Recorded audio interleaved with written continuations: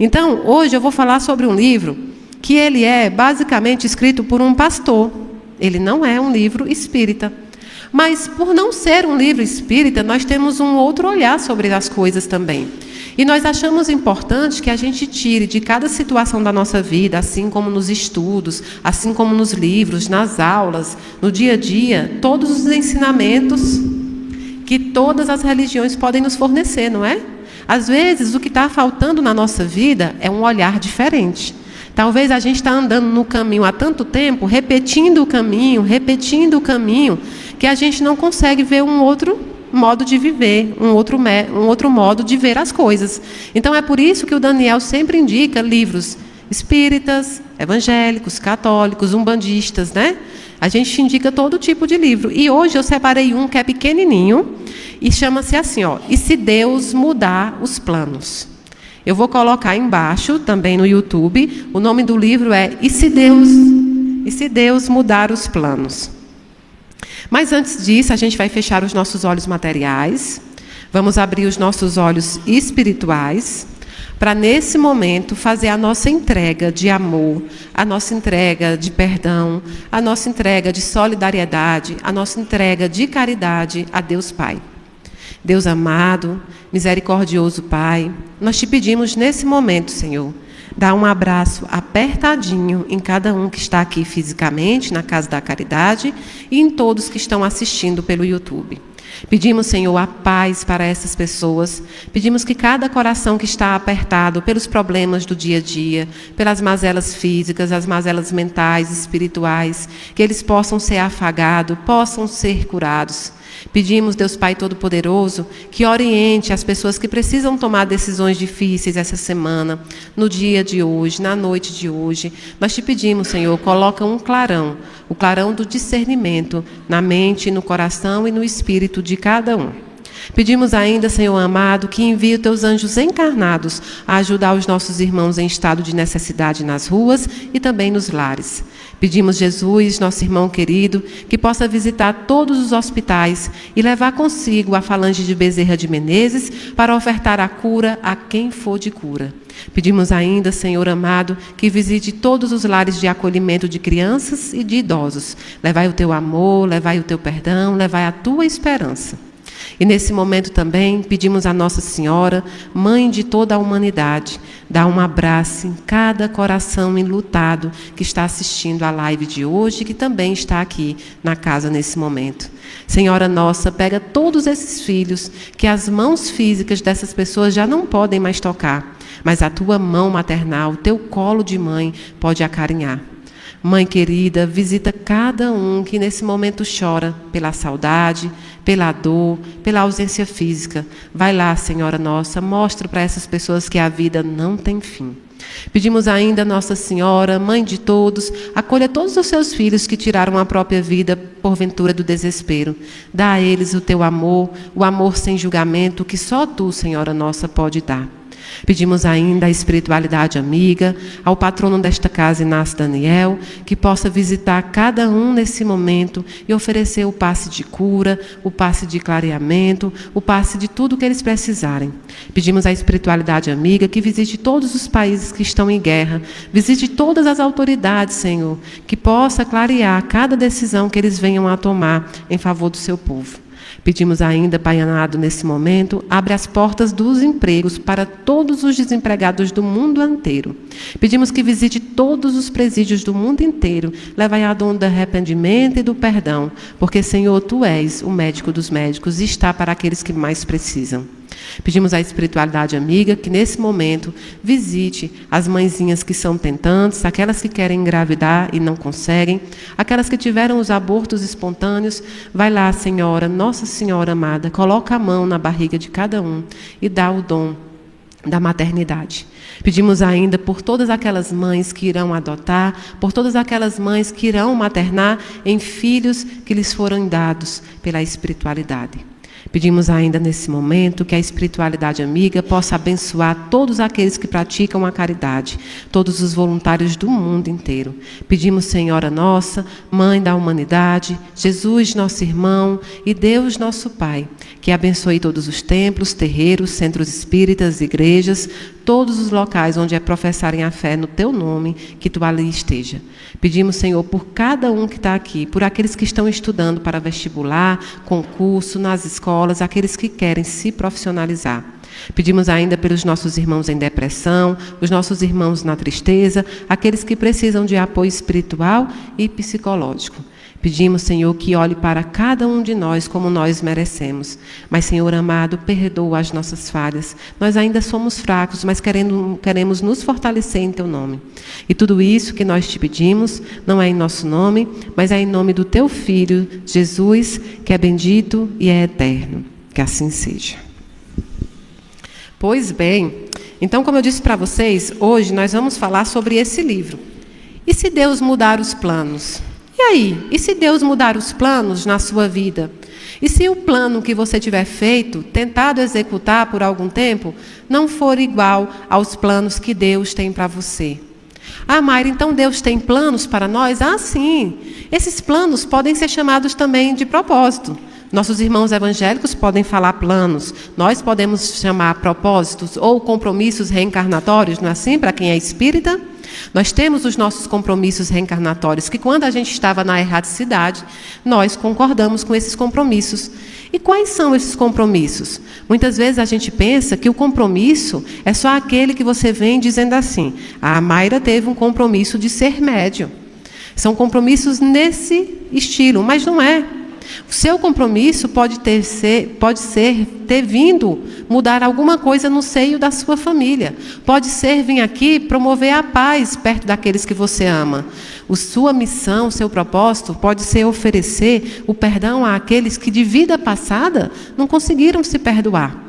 Talvez a sua missão, aliás, a de todas nós, sempre será nos melhorar. Domar as nossas más inclinações é sempre uma missão. Mas há um motivo para que a gente queira domar as nossas más inclinações. Ninguém aqui doma uma má inclinação se não tiver um motivo concreto. Principalmente união entre as pessoas. O não materialismo. Ah, Mayra, é impossível. Tudo bem, nós precisamos do material, mas nós não podemos ser escravos desse material. Nós somos donos do dinheiro, e não o dinheiro o nosso dono. Está aí a inversão de valores que nós criamos e que por isso nos prejudica de forma material e nos prejudica de forma espiritual. Aí você pode dizer, eu já ouvi alguém dizer assim, eu vi um meme, né? Eu prefiro chorar em Paris do que sorrir na garupa da bicicleta, não é? Aí aparece uma mulher podre de chique com óculos chorando em Paris. Tá, é uma piada. É uma forma de se dizer que o conforto é muito bom e que todos nós gostaríamos de ter. Mas se você traz essa piada para o nosso dia a dia, jamais, e eu digo jamais, você escolheria sorrir em Paris, não é? Jamais você escolheria passar um sofrimento enorme em Paris. Não importa onde você for, você leva o problema, você leva a dor, você leva a saudade, você leva o sofrimento, não é?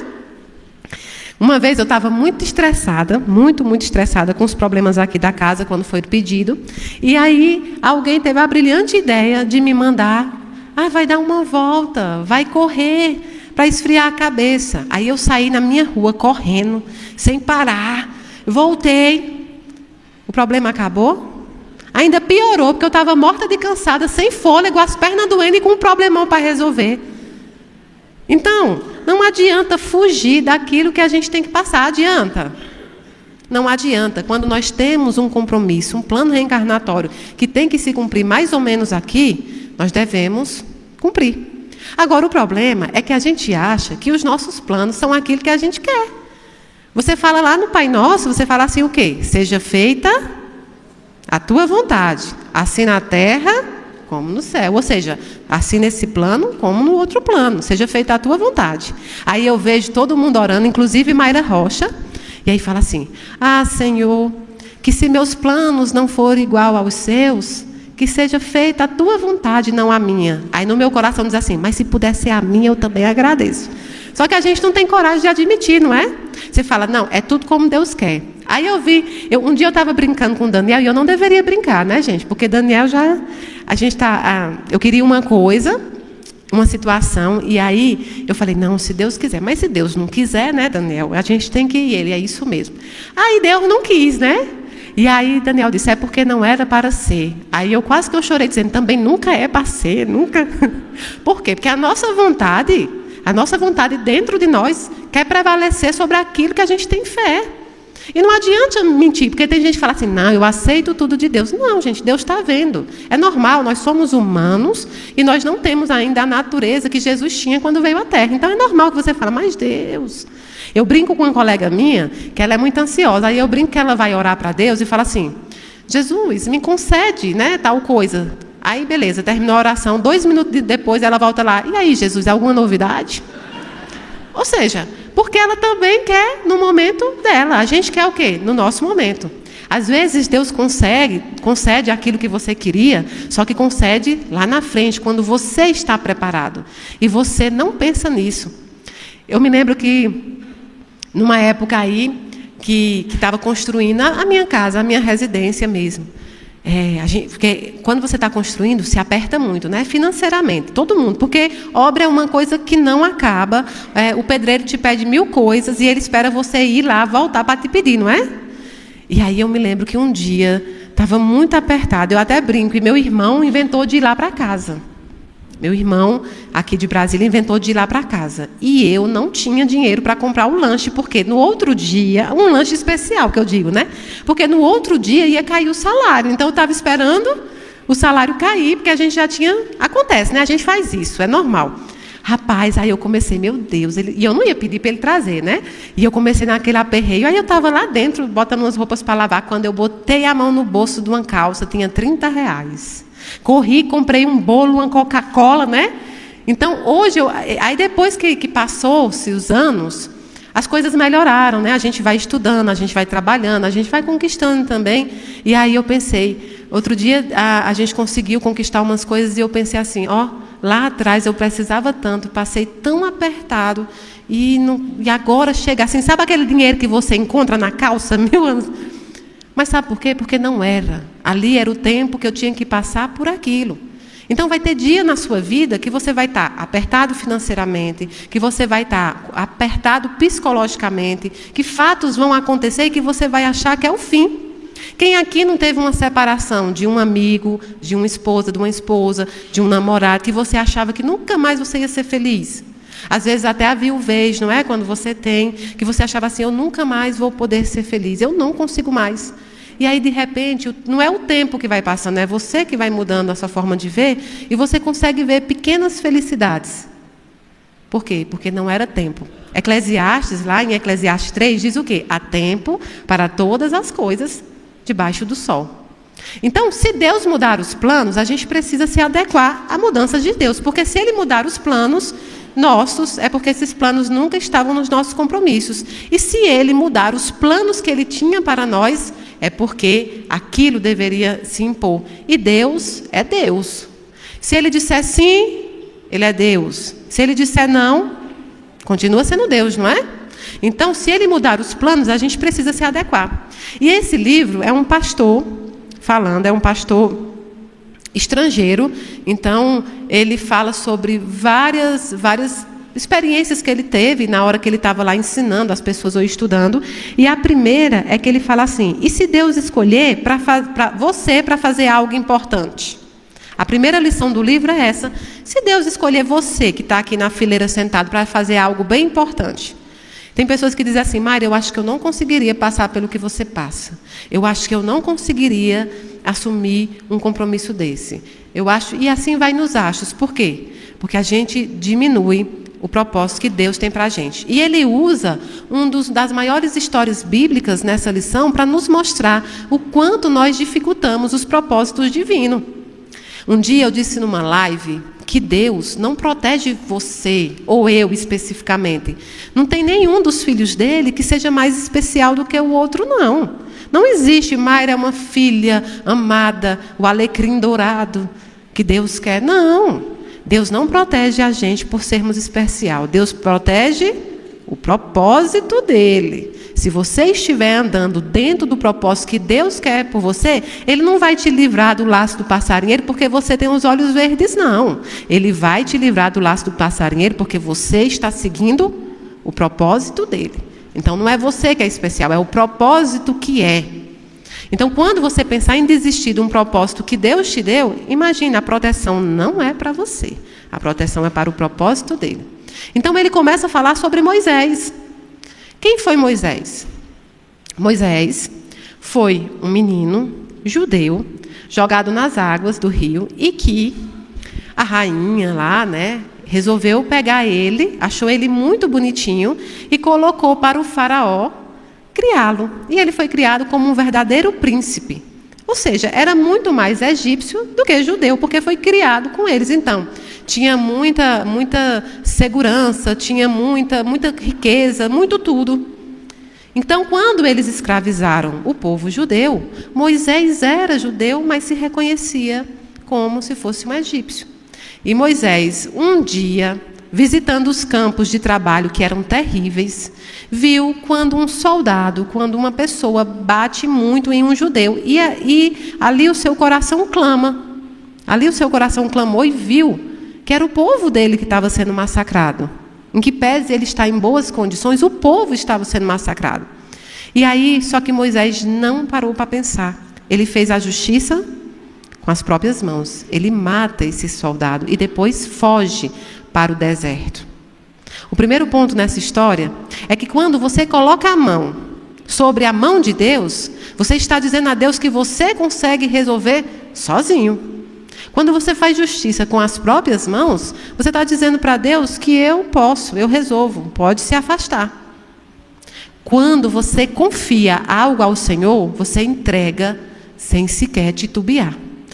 Eu fui injuriada, eu fui humilhada, eu fui perseguida, olha, inventaram calúnias, tomaram o meu emprego, enfim, não importa o que você tenha sofrido, entregue na mão de Deus, agora entregue na mão dele. Deus sabe todas as coisas. Você fará o que for necessário na área material, na área jurídica, naquela área que você tem. Mas a vingança não é dada por Deus. Não pertence a Deus a vingança. Se não pertence nem a Deus, como é que vai pertencer a você? Então, quando você entregar algo com confiança no Senhor, saiba que Ele é seguro, forte. Saiba que Ele é quem vai resolver algo que você não tem controle, que você não pode resolver. Então, quando Moisés mata e foge, ou seja, fez o primeiro erro. E andando pelo deserto, ele encontra um povo, se casa com a filha do sacerdote desse povo e vai trabalhar como pastor. E lá fica 40 anos. 40 anos. E aí, por volta lá dos seus quase 80 anos, Moisés está fazendo a mesma coisa que ele faz todo dia, tirando as ovelhas, levando as ovelhas, e ele vê um arbusto, pegando fogo. Isso é um fenômeno. Não, gente, naquela época era normal que as árvores pegassem fogo, porque o deserto era muito quente. Então elas estavam meio secas e pegava fogo, havia uma combustão. Mas o que chamou a atenção de Moisés é que a árvore que pegou fogo estava verde e não se queimava em momento nenhum. Esse sinal que ele teve, ele viu que tinha algo errado. Então ele escuta a voz de Deus. Por que a Bíblia fala que é a voz de Deus? Por que os nossos irmãos que pregam também falam? Porque na Bíblia está escrito, Mas certamente era a voz de um mentor espiritual, Era a voz de um mentor espiritual que ali falava com Moisés. E fala para Moisés que ele tinha uma grande missão, que era libertar o povo. Que era libertar o povo. Então Moisés, sem acreditar, pergunta: quem é você? E ele continua sem responder. Ele disse: eu não posso ir. Primeiro, porque eu estou fugido de lá, eles vão me matar. Segundo, que se eu chegar nesse povo, dizer que vou libertar, eles não vão acreditar. Qual é o respeito que eu tenho com esse povo? Qual é a capacidade que eu tenho de fazer isso? Eles não vão acreditar em mim. Então Moisés erra de novo. Ele, mesmo sabendo que aquela era a sua missão, ele se achou incompetente, incapacitado. E outra coisa foi que ele queria o respeito. Nós temos a mania de achar que nós somos o centro dos propósitos divinos. Então, a primeira coisa que a gente tem medo é de perder o nosso nome, a nossa honra, é de ver nosso rosto sendo humilhado, massacrado, porque eu estou protegendo quem? A mim mesma.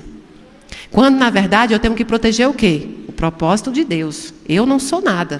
Eu tenho que proteger o propósito. Então, podem ridicularizar você, é verdade. Principalmente aqueles que seguem o caminho correto e justo vão ser ridicularizados.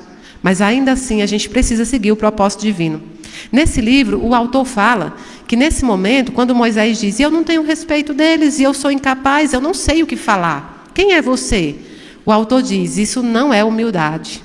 Isso beirou a desobediência. Porque a humildade é quando você sabe que não tem a capacidade, como qualquer um de nós, mas nós seguimos tentando, errando, acertando no caminho. Moisés queria apenas se livrar de uma missão que ia trazer muitos obstáculos e que, inclusive, poderia pôr em risco a sua própria vida material. E aí, quando ele diz assim, o que eu digo para eles? O que eu digo que você é? Quem você é? E a voz responde, diga que eu sou. Mandou falar isso. Ele não disse que era Deus, ele disse, eu sou o que sou. Vá lá e diga apenas isso. Ou seja, a gente precisa de uma carta, né, de uma carta feita por Deus para eu sair mostrando aqui, ó, gente, eu vim mesmo. É como se eu, Mayra, pegasse uma carta escrita por vários espíritos e começasse a entregar. Eu sou médio aqui é a carta de apresentação.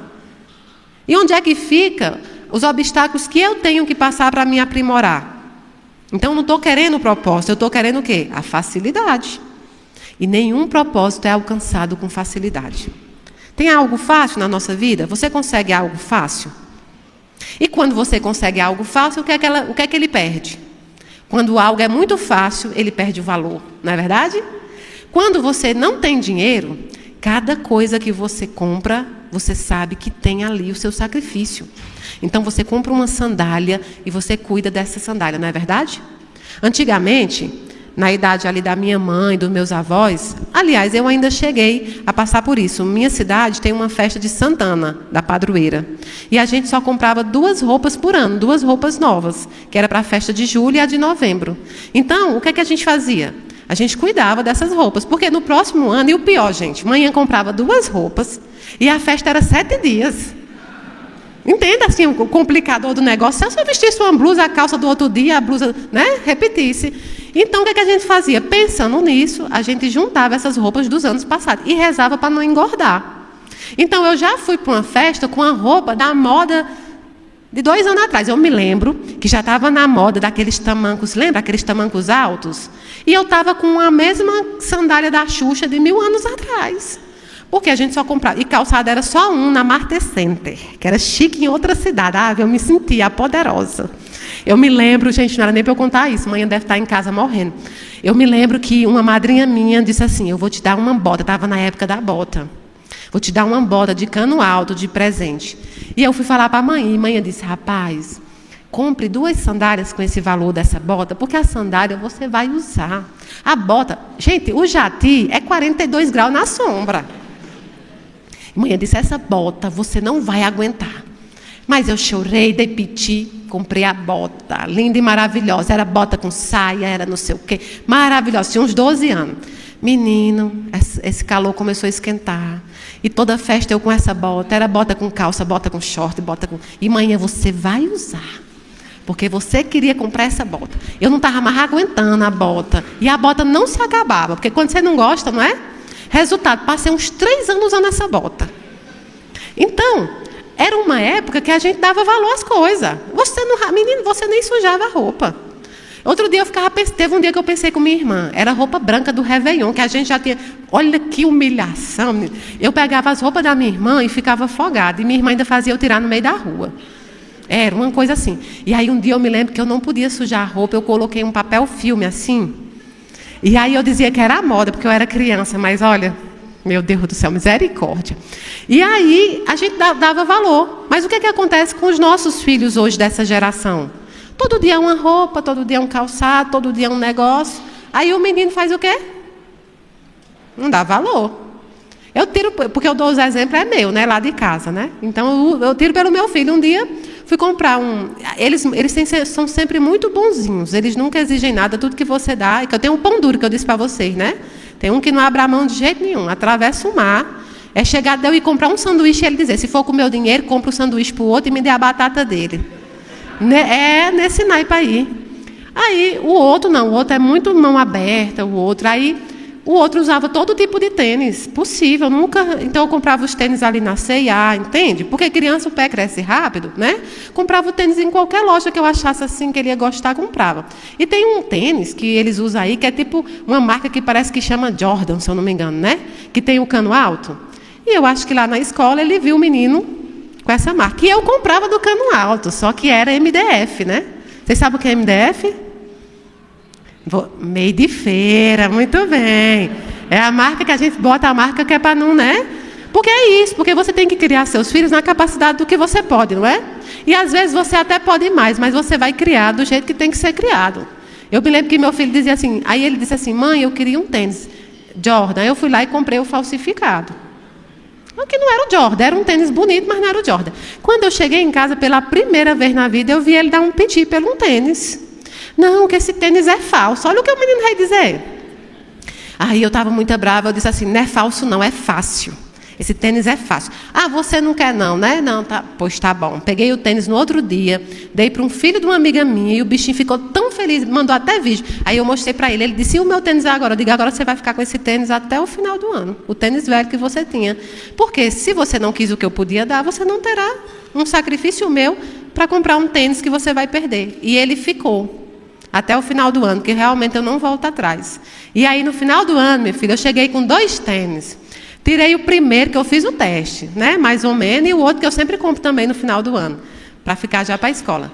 Quando eu tirei o primeiro tênis, Ave amor, meu Deus, abraçou o tênis. Quando eu dei o segundo, então, ou seja, aí ele, quando ele deu o piti, que ele chorava pelo tal do Jordan, ele dizia assim, mas você tem dinheiro. Aí eu dizia assim, eu tenho, você não. Você não tem. Quando você trabalhar, você escolhe a marca do seu tênis. Até lá, é comigo. Mas é porque eu sou ruim? Não. É porque é a forma de mostrar para ele que nada vem com facilidade. Né? É criar uma geração que aprenda a dar valor. Então, por que Deus ia te dar facilidades? Deus te dá coragem, Deus te dá capacidade de luta, mas Ele não vai diminuir os obstáculos que você tem que passar. Eu pedi tanto a Deus para que Ele tivesse piedade da gente, misericórdia da gente. Não, Ele não vai fazer isso. Ele tem misericórdia te dando força, te dando capacidade. Então Moisés resolveu ir. E foi lá. E o povo realmente desacreditou nele, não foi? O povo realmente humilhou ele, até que aceitasse, até que ele transformasse, jogasse o cajado e ela virasse uma serpente. Ele foi desacreditado. Então, não existe esse negócio de dizer que eu não tenho capacidade. Muitas vezes você está em desobediência. Quer ver uma frase que eu não gosto muito? Eu sou humano, eu não sou como Jesus. Essa frase, ela era para ser uma frase que beirasse a humildade, não é? Não, mas ela é uma frase usada hoje por nós para fugir daquilo que a gente tem que fazer. Você tem que perdoar. Aí você diz, não, Jesus perdoa porque é Jesus, eu sou humano. Ou seja, você está leniente a um erro seu, dizendo que você não é Jesus. E o próprio Jesus vem na terra e diz o quê? Haverão outros que farão igual ou maior do que eu fiz, e somos nós. Mas eu não posso querer ser Jesus. Eu quero ser igual a Jesus. Eu posso não conseguir. O pessoal fala assim, Mayra, você queria ser igual ao Chico Xavier, mas é lógico, quem é que não queria aqui? Minha meta é Chico Xavier. Eu posso demorar encarnações para chegar. Você tem que fazer a sua meta, é para cima, não é? Mas a gente quer o quê?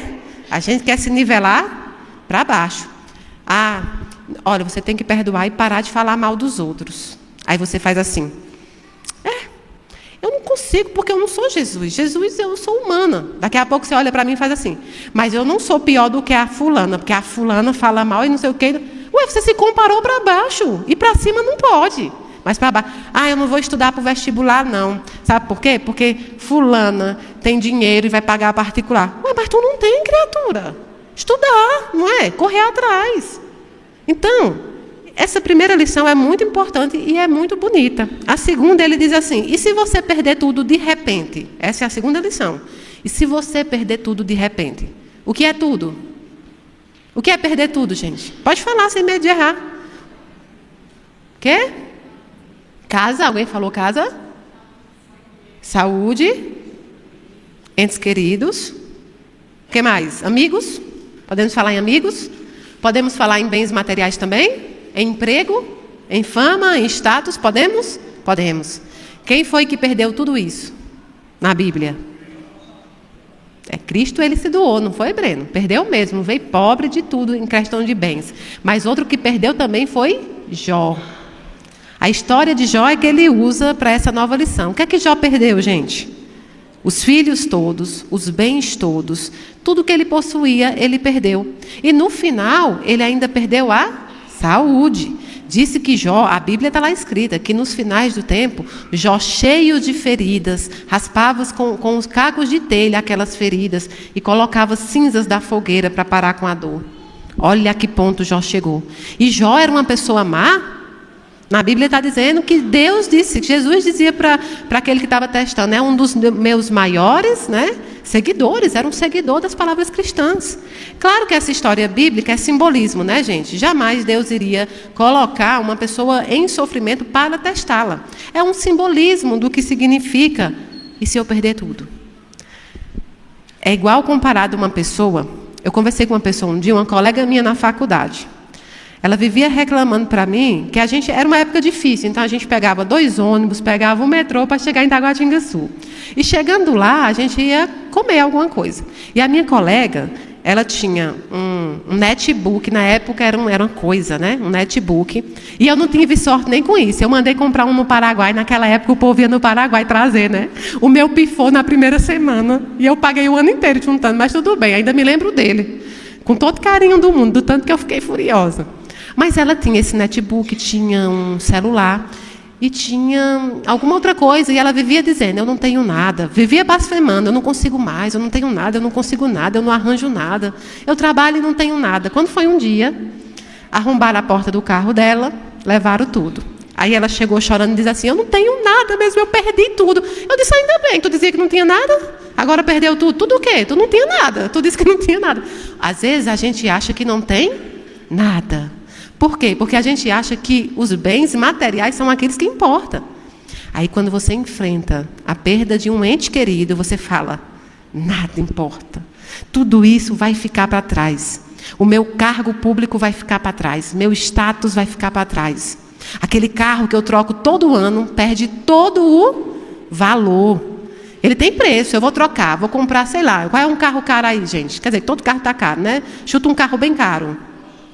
Eita, um Porsche, hein? Tá vendo como os pensamentos são? Ninguém chutou para baixo, Ou seja, vou trocar por um Porsche. Todo ano um Porsche, depois uma BMW, depois não sei o quê.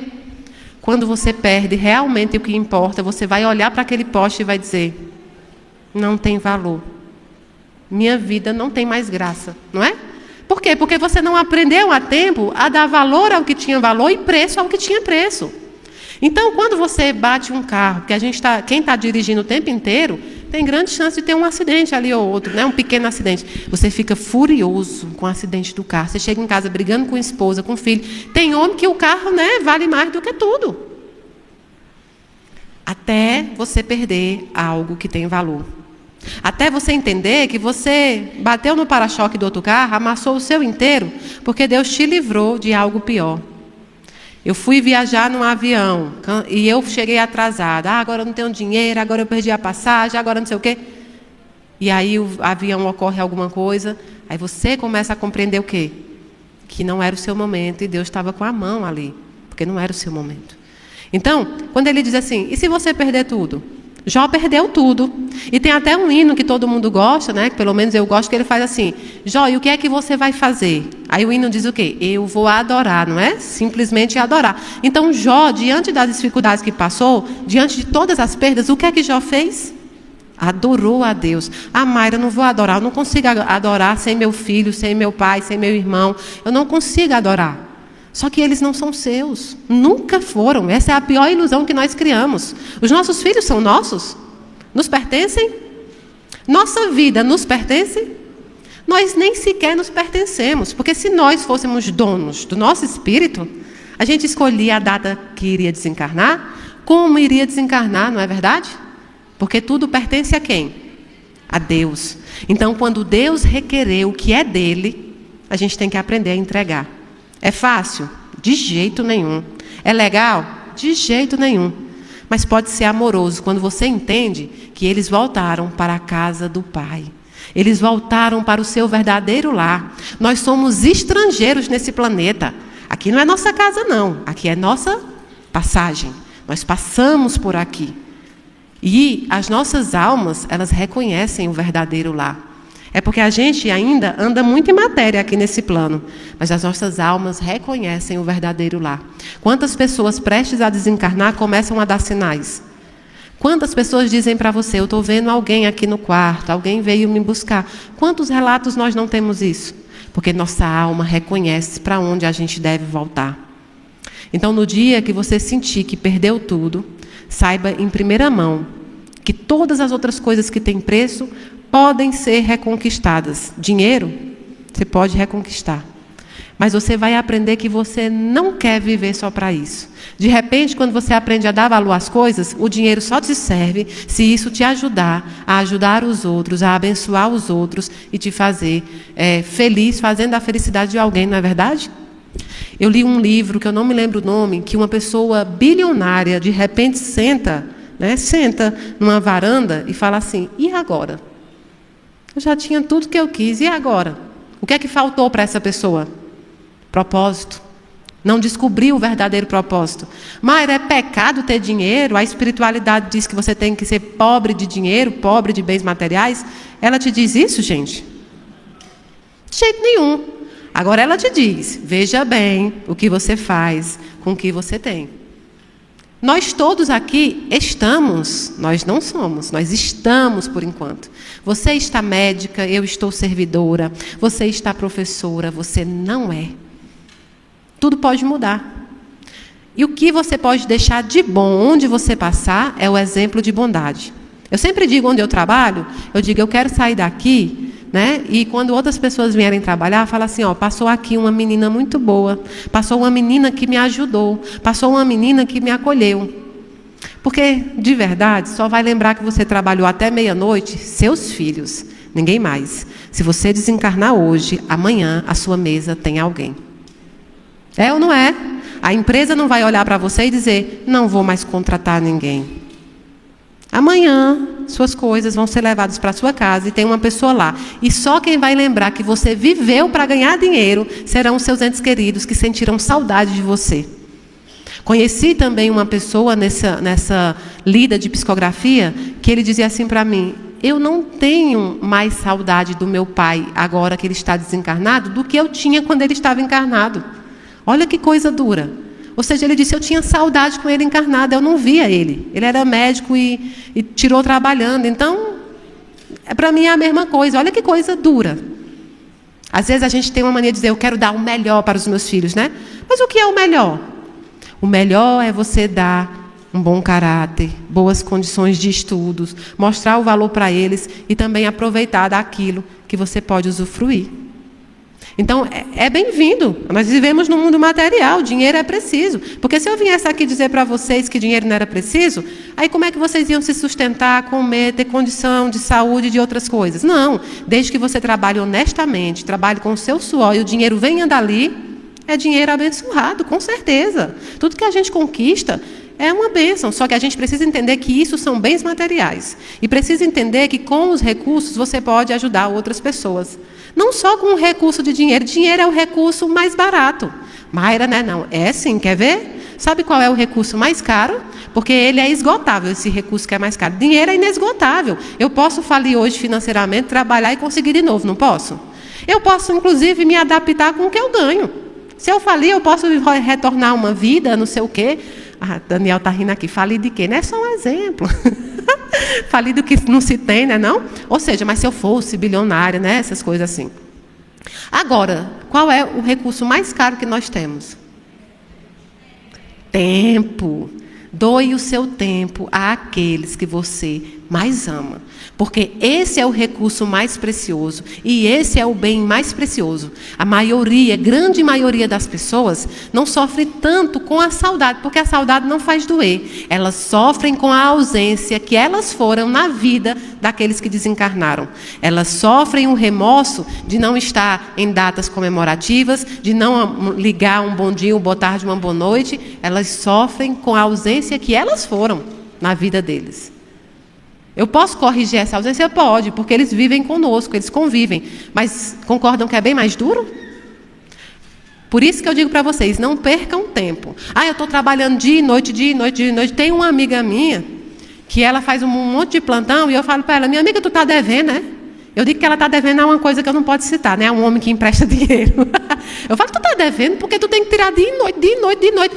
Não pode viajar, não pode ver os amigos, não pode... Gente, e aí? Onde é que ficou a vida? Nosso trabalho não é a nossa vida, é nosso meio de vida. Nossa vida está em viver com quem a gente ama. Então, essa segunda lição ele vai usar Jó.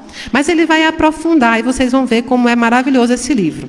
A terceira lição, ele diz assim, olha só. E se um velho amigo lhe trair? E se um velho amigo lhe trair?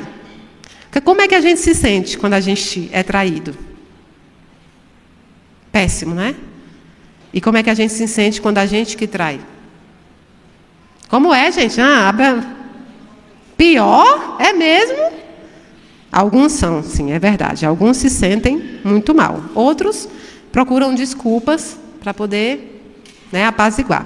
Mas ele vai usar aqui a história de um trabalhador, de um servo, naquela época se chamava servo, do profeta Eliseu. Existia um grande general que tinha pego a doença na época de pele e precisava se curar. Então estava usando máscara e tudo, porque aquela doença já estava interagindo no corpo inteiro. E ficou sabendo de um profeta de outro povo que supostamente curava essas pessoas. Daí, ele foi atrás, o rei pediu para que ele fosse, e ele foi atrás do profeta Eliseu. E chegando lá, no profeta Eliseu, ele, mesmo sem acreditar, falou que o rei o mandou. E o profeta Eliseu disse, tudo bem, vá até o rio, se banhe, mergulhe 3 vezes e você estará curado.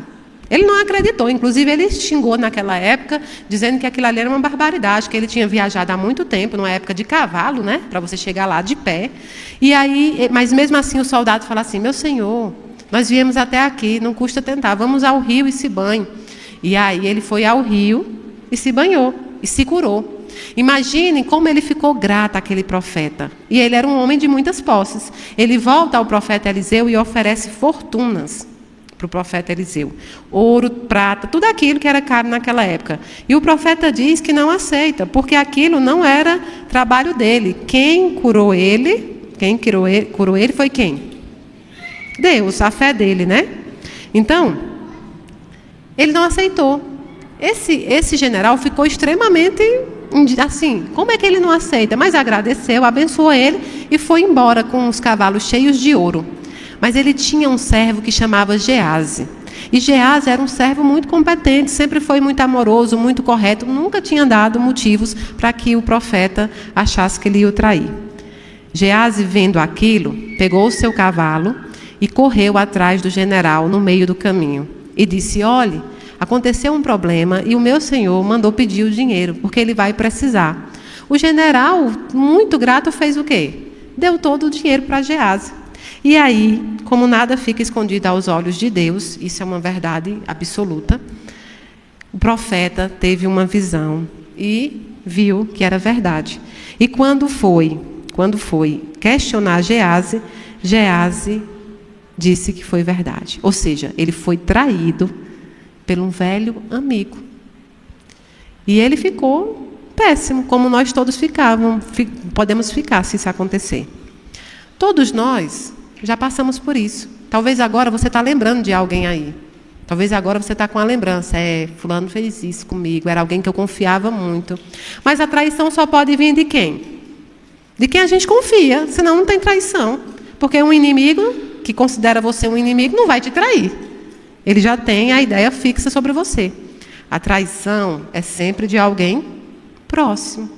É sempre de alguém que te conhece profundamente ao ponto até de te chantagear, não é verdade? Quantas vezes a gente não passa por isso?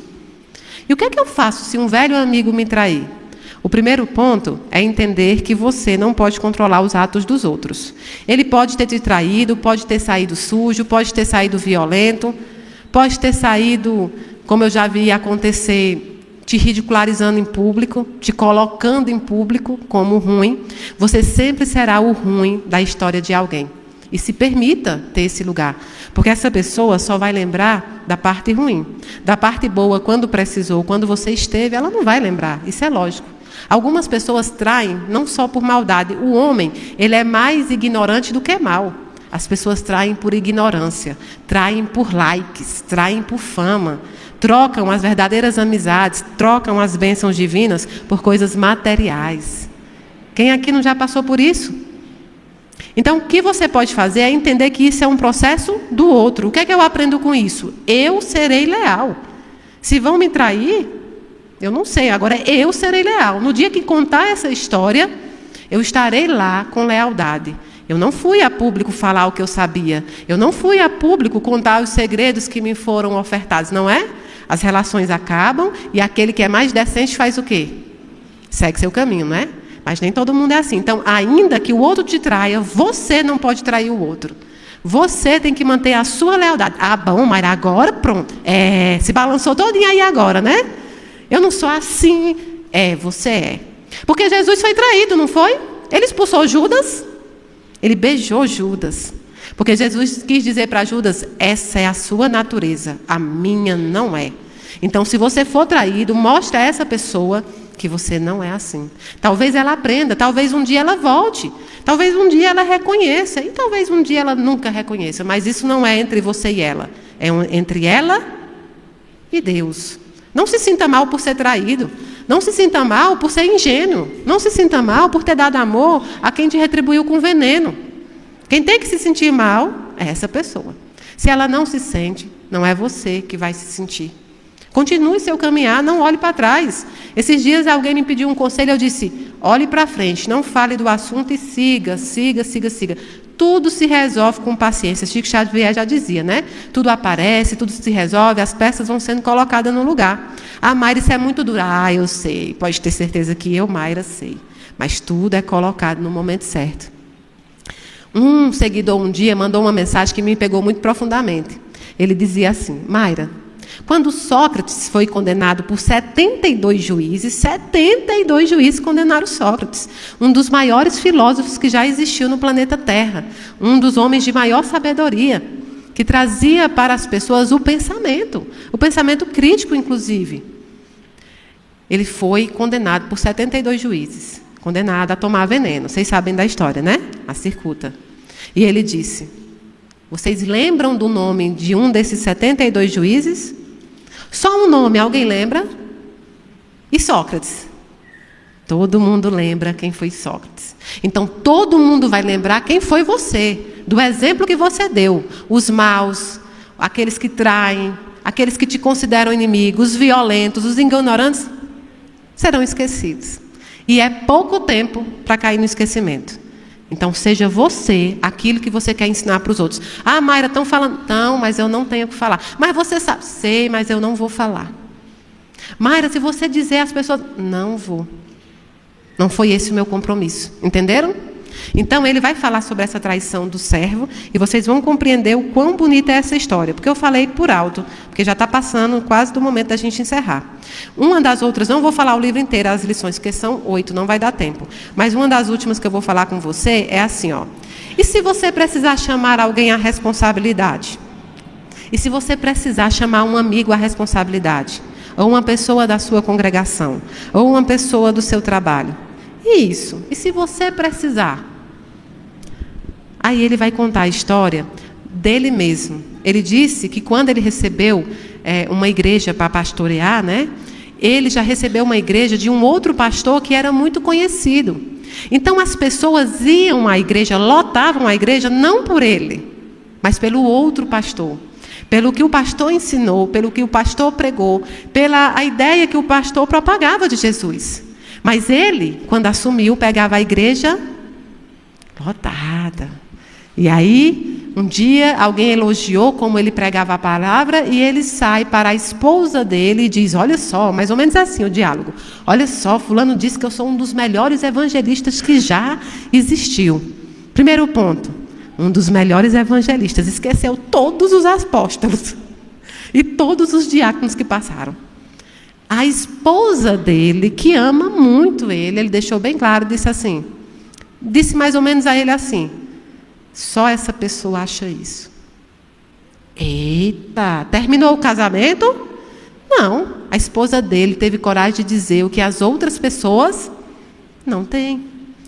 Porque uma hora ou outra, eu ou você somos chamados a falar para alguém que a gente admira, que a gente gosta, que a gente ama, uma verdade que as outras pessoas talvez não falarão. Caso semelhante aconteceu comigo. O meu marido, ele sempre escuta as palestras, né? Ele sempre está em algum lugar, porque ele não é de aparecer, então ele está sempre em algum lugar, no som, ou trabalhando, mas escutando. E aí, eu não sei palestrar, eu não sou um palestrante, eu estou aqui porque é um trabalho que eu tenho que ter. Ou seja, eu não sou aquela palestrante que vai planejar direitinho e quando chegar aqui vai falar tudo que planejou. Primeira coisa que se eu tiver que decorar, acabou. Então, as primeiras palestras foram terríveis. Foi pela misericórdia de vocês, que vocês assim, sorriam. A primeira palestra eu via gente dormindo. Eu tinha vontade de gritar no meio da palestra. Por quê? Porque eu estava em aprendizado. E aí, você faz 1, 2, 3, 4 palestras. Aí você vai estudando, vai melhorando um pouquinho. Alguém vem em você e diz, nossa, você é um excelente palestrante. Nossa, eu gostei demais da palestra. Mayra, aquele vídeo foi excelente. Mayra, eu amo você, né? E aquilo vai te dando aquele negócio, né? Aí um dia eu fiz uma palestra, terminei, vocês bateram palmas, aquele negócio tão legal. Quando eu entrei, ele disse, eu não gostei. Eu achei que você não falou bem. Eu achei que a concordância verbal não foi boa. Eu achei, e aí foi dizendo. Eu olhei para ele e disse, mas o povo gostou. Não, Mayra, o povo aplaudiu, é diferente.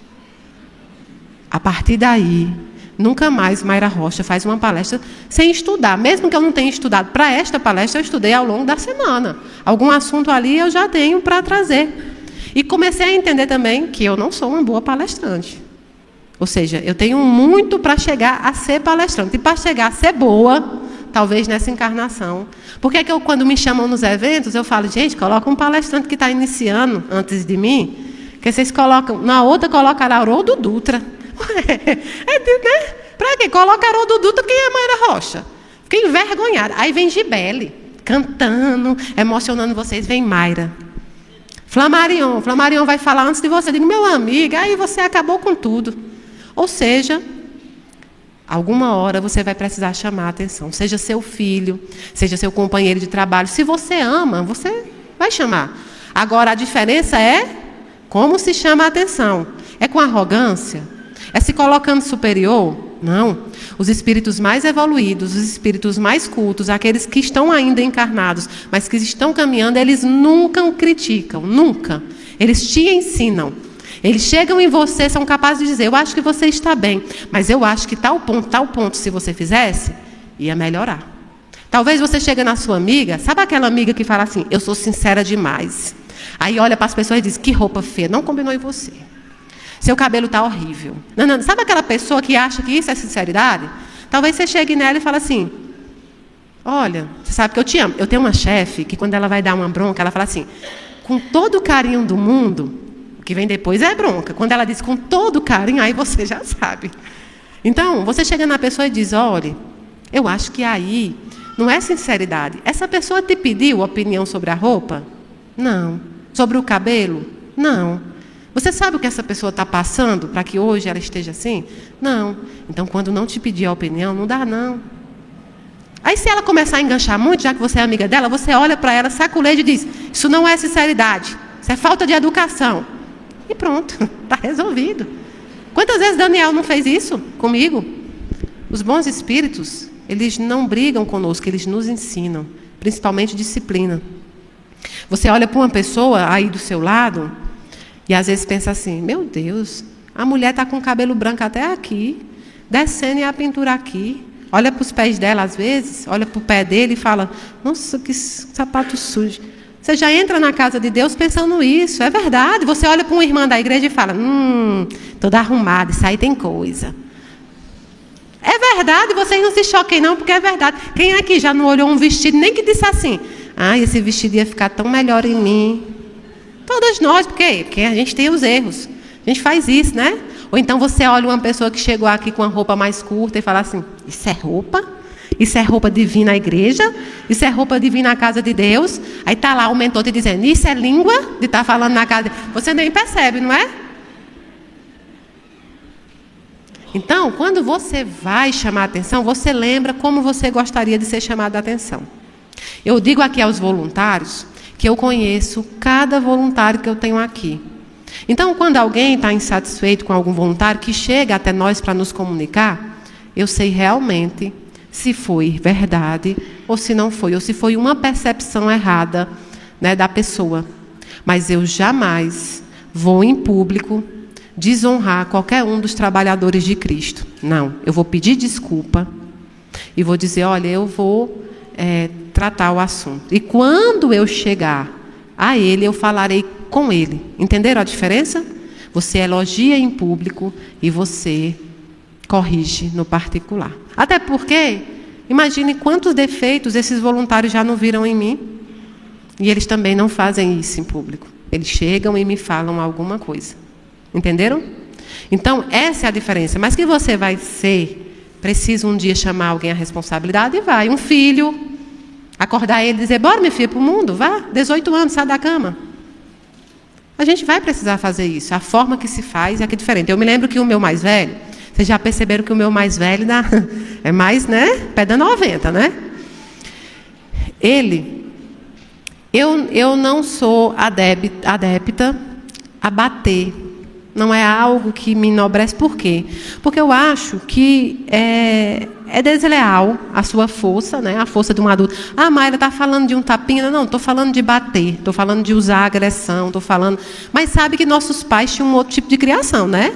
Eu mesmo, minha mãe ela dizia, eu vou chamar uma amiga. E a amiga era Dolores. Sabe o que é Dolores? Era um cinto que ficava escondido. Eu tenho Dolores em casa. Ah, meu filho, aquilo ali para mim era o fim da picada. Mas a geração, a criação das pessoas são diferentes e os tempos mudam. Então, eu não sou adepta a isso, não acho. Mas eu tenho um outro defeito, que talvez seja tão ruim, tem até psicólogos aqui, eu também estou estudando psicologia, que seja tão ruim quanto, mas é esse que eu tenho por hora. Eu sou a mãe gritadeira. Vocês já viram aquela Minha Mãe é uma Peça? Que ela vai fazer o teste da neta se é bom de gritar? Que ela diz que aí o ódio sai inteiro, né? Os nomes dos meus filhos são grandes por isso. Porque eu já dou aquele grito. Ah! E eles me apelidaram. Eu sou a mãe do Sonic. Porque eu tenho um grito supersônico. Todo mundo para na hora que eu grito. De cachorro a menino, a Chica para na hora. Ela pode estar fazendo o que for. Por quê? Porque tem hora que a gente precisa. Mas um dia, eu gritei com ele. Fulano! Aí ele lá de longe fez o quê? Mãe! Deu um grito. Aí eu fiquei brava, eu digo, agora aí não. Aí ele está tirando todo o que eu não sou adepto, ele está pedindo, né? Já me esperneei. Daniel disse, venha cá. Quem foi que ensinou ele a gritar? Quem foi que ensinou a ele que gritando se resolve? Porque resolve para você. Eu fiquei pensando, né? Ele tinha 6 anos. É mesmo. Ele gritou por quê? Porque ele acha que é assim. Uma vez que eu gritei, ele gritou. Eu parei de gritar? Claro que não. Eu grito até hoje, é a única forma que eu posso. Mas hoje eu grito e ainda vou para perto dele. Grita, grita. Entende? Ainda faço pior. Mas graças a Deus eles vão crescendo e vão dando menos trabalho. A gente vai precisando gritar mesmo. Porque a minha vizinha, eu acho que ela dizia, meu Deus, o que é isso? E a Chica, que às vezes ela foge. Aí eu fico, Chica! Lá no condomínio. Só falta os vizinhos sair.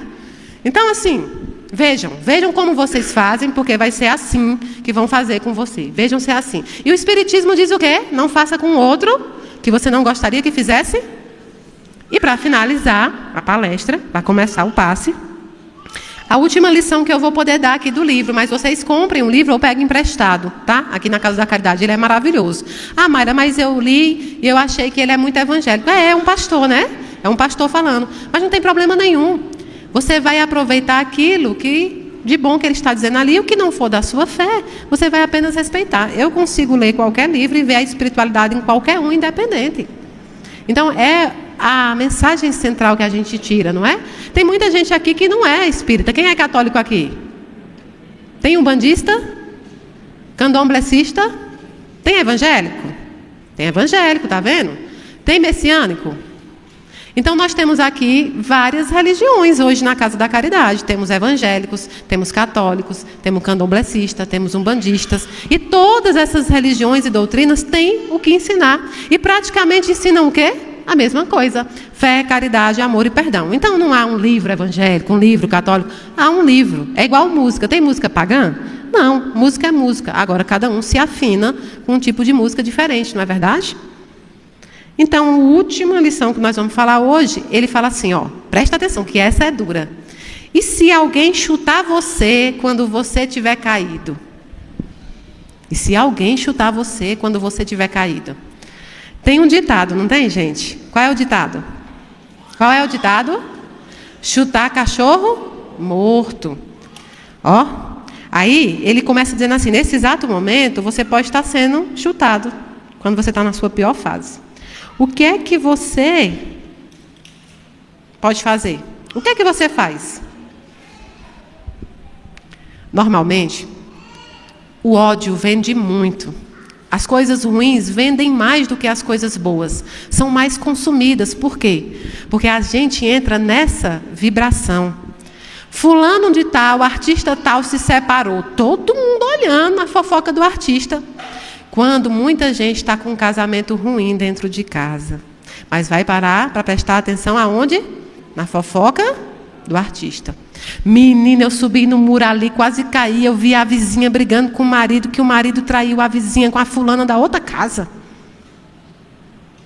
Mas, rapaz, lá na igreja que eu frequento, o pastor fez uma coisa tão errada. Menina, eu fui na Casa da Caridade e Mayra não é como ela prega ser. Não sou mais espírita. Não sou mais evangélico por causa disso. Não, o padre fez uma coisa que eu não gostei. Não sou mais católico. Negativo.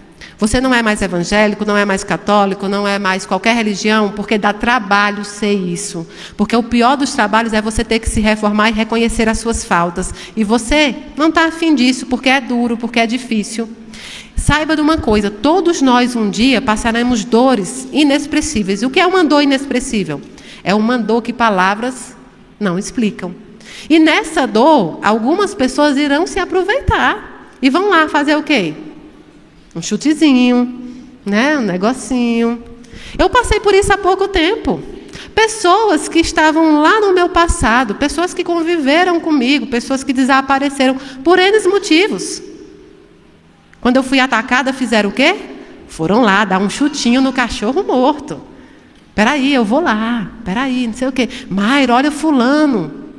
E eu pensei, olha fulano, né? Olha fulano que conviveu comigo.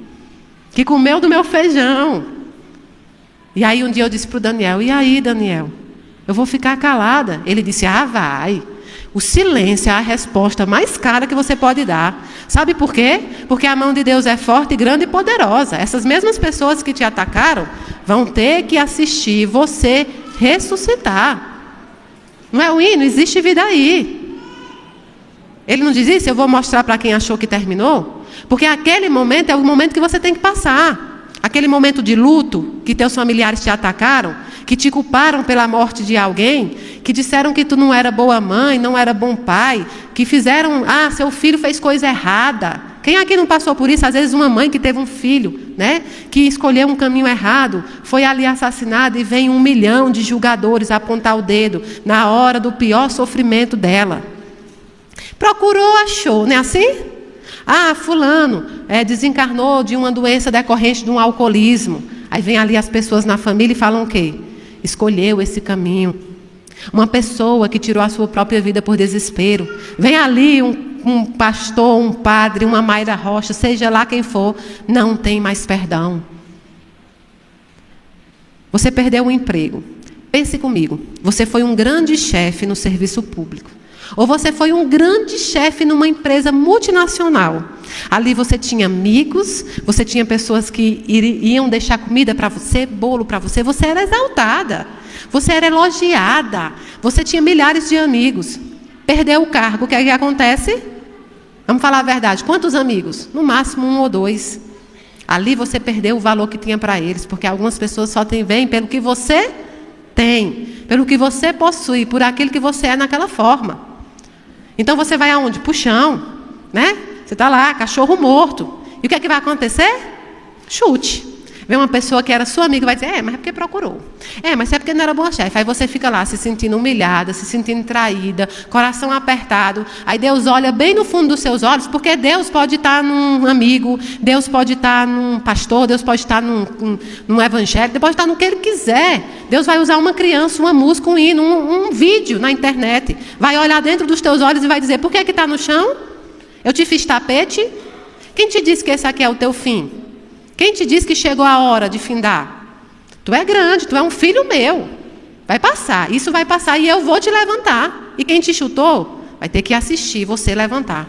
É porque você é melhor do que os outros? Não. É porque na hora que você estava no chão, você se reconheceu.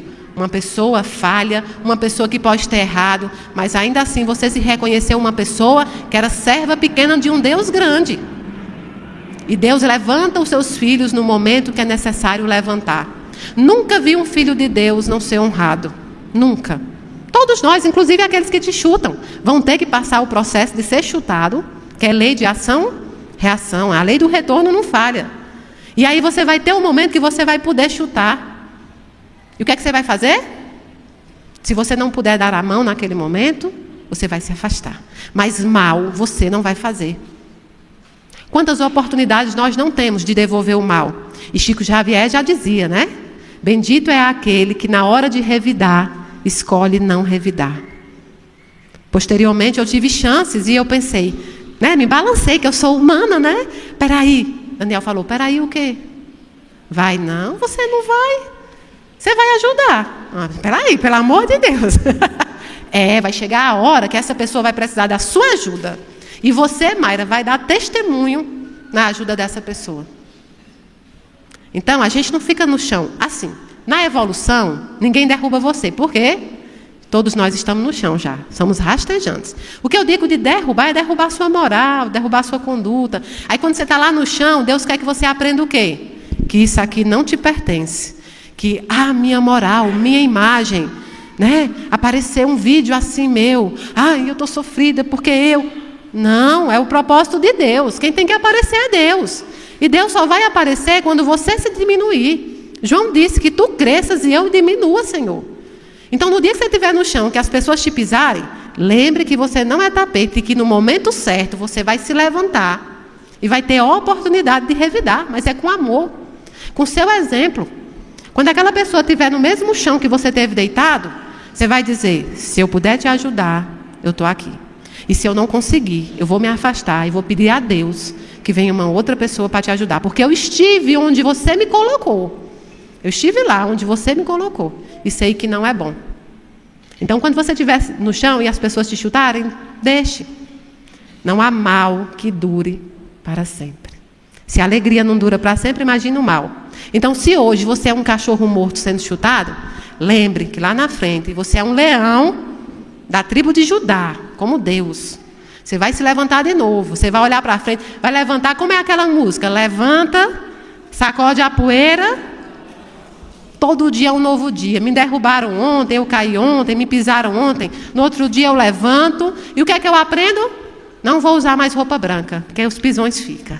Próximo eu boto preto, azul, porque quando eu levantar já levanto bela e plena. Então tenha consciência disso. Se você hoje está sendo pisado, amanhã você vai ter a oportunidade de ver a justiça divina. Mas nesse dia, você vai ter amor para ofertar, porque você vai aprender com o que você passou. Você vai dar para a pessoa que te colocou no chão a oportunidade de te ver como um ser amoroso. Isso faz parte. É difícil, eu sei disso, mas é necessário que a gente faça. E aí, vai parar das pessoas quererem nos humilhar? Não, o mal não dorme. O mal nunca dorme. E o bem tem que dormir? Derrubou, você levanta. Derrubou, você levanta. Um dia perguntaram para Bob Marley, né? O cantor, aquele cantor. Ele tomou um tiro, parece, e aí depois ele foi cantar de novo. Disseram, mas homem, você veio cantar há pouco tempo. Aí ele, o mal não dorme. Como é que eu também vou dormir? Eu não posso parar. Então, igual tem outra frase que eu gosto muito, que o que é problema para mim não é o grito dos maus, não é? É o silêncio dos bons. Esse é o problema. Então, gente, Ninguém foi criado para ser machucado a vida inteira. Ninguém foi criado para ficar magoado. A gente foi criado para reconhecer nas nossas derrotas a oportunidade das próximas vitórias. Está no chão hoje? Pois amanhã se sacuda. Chore o que tiver que chorar. Se perdoe o que tiver que perdoar. Perdoe os outros quando tiver. Mas levante. Você é filho de um Deus grande. Honre a sua filiação. Ninguém te faz de tapete, só se você deixar. E aí, para encerrar, aquela frase do Daniel: se eu não for toalha para o seu rosto, não serei tapete para os seus pés. Muito obrigada e até o próximo despertar.